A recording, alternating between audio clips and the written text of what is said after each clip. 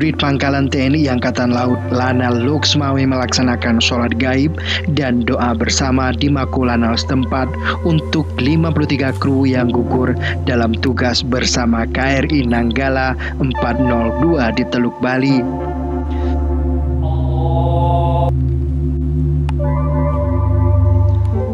Sholat gaib dilaksanakan setelah adanya pernyataan resmi dari Panglima TNI dan Kepala Staf Angkatan Laut yang menyatakan 53 kru KRI Nanggala gugur dalam tugas.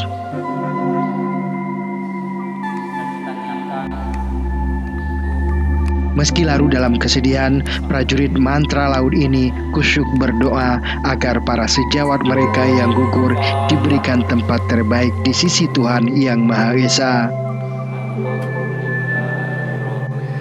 Perwira Pelaksana Palaksa Lanal Luxmawe Letko Laut PMM Darwin Dalimunte mengatakan selama masa pencarian mereka juga telah menggelar doa bersama agar kru KRI Nanggala ditemukan selamat. Namun setelah dinyatakan gugur, pihak komando atas telah memberikan perintah untuk melaksanakan sholat gaib dan doa bersama.